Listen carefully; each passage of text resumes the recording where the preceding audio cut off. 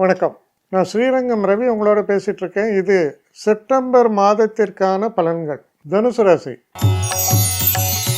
தனுசு ராசி நேயர்களை பொறுத்த வரைக்கும் இந்த மாதம் 17ஆம் தேதி பார்த்தீங்கன்னா சூரியன் 10ஆம் வீட்டுக்குள்ள வரார். அந்த 10ஆம் வீட்டில் இருக்கும் சூரியனை சனி பார்ப்பதா அம்மாவோ அப்பாவோ கொஞ்சம் வயதானவர்கள் உடம்பு முடியாமல் இருக்காங்க,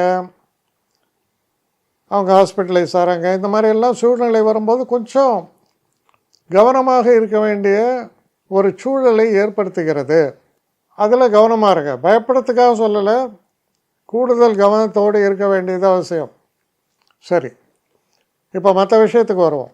உங்களை பொறுத்தவரையில் உங்கள் ராசிநாதனவன் 8ஆம் வீட்டில் இருக்கிறார். வெளிநாட்டில் இருக்கக்கூடிய யோகம் பலமாக இருக்கிறது. ஒன்று வெளிநாட்டில் தான் இருப்பீங்க, இல்லை வெளிநாட்டிலேருந்து சில நேரங்களில் நம் நாட்டிலிருந்து வெளிநாட்டு போகக்கூடிய சந்தர்ப்பங்கள் கூடி வரலாம். சில நேரங்களில் வெளிநாட்டிலேருந்து நம்ம ஊருக்கு வந்து எல்லாரையும் பார்த்துட்டு போகிறதுக்கான சந்தர்ப்பங்களும் ஏற்படலாம். ஏன்னா அந்த 8ஆம் உங்கள் ராசிநாதனான குரு 8ஆம் வீட்டில் ஜலராசியில் சஞ்சரிப்பதால்.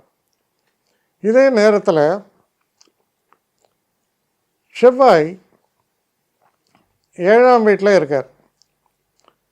7 இருந்து அவர் 8ஆம் வீட்டுக்குள்ளே வர்றது 17ஆம் தேதி. அப்போது செவ்வாய் 8ஆம் வீட்டுக்குள்ளே வரும்போது எப்படி இருக்குது அப்படின்னா, இது மனக்கலக்கத்தை கொஞ்சம் உண்டாக்குற மாதிரி தான் இருக்குது. கொஞ்சம் மனக்கலக்கங்கள், குழப்பங்கள், சில நேரங்களில் கொஞ்சம் எக்ஸ்பென்சஸ், எதிர்பாராத ஒரு செலவீனங்கள் இதெல்லாம் ஏற்படும். அதுக்கும் ப்ரிப்பேர்டாக இருக்கணும்னு சொல்கிறேன். ரொம்ப நல்ல ஹைலைட் என்னென்னா, இந்த மாதம் 3ஆம் தேதி 11ஆம் வீட்டில் இருக்கக்கூடிய சுக்கிரன் நல்ல பலம். அதோடு மட்டும் இல்லாமல் 8ஆம் தேதி, இந்த மாதம் 8ஆம் தேதி முதல் புதன் 10ஆம் வீட்டில் உச்சமடைகிறார். அப்போது செய்கிற தொழிலில் இருந்த இடைஞ்சல்கள் ஓரளவுக்கு நீங்கும். தொழிலில் ஒரு நல்ல பெயர் உண்டாகும். தொழிலில் இருக்கக்கூடிய போட்டி பொறாமைகள் பிரச்சனைகள் பெரிய அளவுக்கு விலகிறதுக்கான வாய்ப்புகளும் உண்டாகும். இது ஒரு நல்ல விஷயம்னு சொல்லலாம். இதை தொடர்ந்து நீங்கள் பார்க்கும்போது 26ஆம் தேதி கிட்டத்தட்ட இந்த மாத இறுதியில் 11ஆம் வீட்டில் புதனும் சுக்கிரனும் இணைப்பு மிக மிக சிறப்பானது.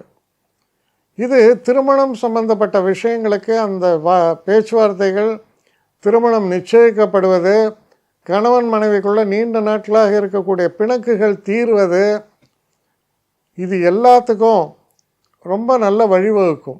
உடல் ஆரோக்கியமும் சிறக்கும், பெட்டராகும். இதெல்லாம் சொல்லக்கூடிய ஒரு விஷயமாக இருக்குது. ஆனால் அதே நேரத்தில் வண்டி வாகனங்கள்லாம் போகும்போது இந்த ஆட் ஹவர்ஸில் போகாதீங்க. விடியற் காலையில் 3 மணி 2 மணி 3 மணிக்கெல்லாம் வண்டியில் உட்காந்துருப்பீங்க. டிரைவரும் தூக்கிடுவான், நீங்களும் தூக்கிடுவீங்க. என்ன ஆகும்? கடவுளுக்கு தான் வெளிச்சம். பெரும்பாலும் இந்த ஆட் ஹவர்ஸ் ட்ராவலிங்கை போகணுன்னா மேபி ட்ரெயினில் போகலாம், ஃப்ளைட்டில் போகலாம். காரில் ரோட்லெல்லாம் நீங்கள் போகும்போது அதில் நிறைய இடைஞ்சல்கள் அதிகம். இதெல்லாம் நம்ம தவிர்க்கலாம். அப்புறம் தெய்வ அனுகூலம் சிறப்பாக இருக்கிறது.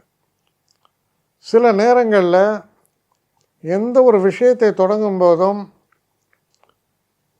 பிள்ளையாரை தொழுது தொடங்கணும். 9ஆம் வீட்டில் கேது.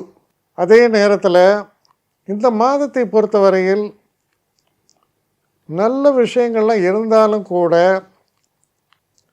சில நேரங்களில் நம்மை மீறி நமக்கு சில தொல்லைகள் வரலாம். அதை தவிர்க்க முடியாத தொல்லைகள். அப்போது கொஞ்சம் பாசிட்டிவும் இருக்குது, கொஞ்சம் நெகட்டிவும் இருக்குது, எல்லாம் கலந்த மாதிரி தான் இந்த மாதம் இருக்குது. அப்போது நல்ல மனோநிலை வேண்டும். எது எப்படி இருந்தால் என்ன, தைரியமாக எதிர்கொள்ளக்கூடிய மனோநிலை என்பது முக்கியம். நண்பர்கள் உங்களுக்கு ஆதரவாக இருப்பார்கள். இன்னும் ஒரு படி மேலே சொன்னால், நமக்கு வேண்டாதவங்க கூட நமக்கு இப்போ ஆதரவாக இருப்பான். இப்படியெல்லாம் இருக்கிறதால இடைஞ்சல்கள் பிரச்சனைகள் இருந்தாலும் நிச்சயமாக சமாளிக்கக்கூடிய தைரியமும் சூழல்களும் உங்களுக்கு ஏற்படுவதால் ஒரு விதத்தில் பிரச்சனைகளை சமாளித்து நல்லபடியாக வெளியில் வருவீங்க. அந்த மாதிரியான ஒரு மாதமாக இருக்கிறது.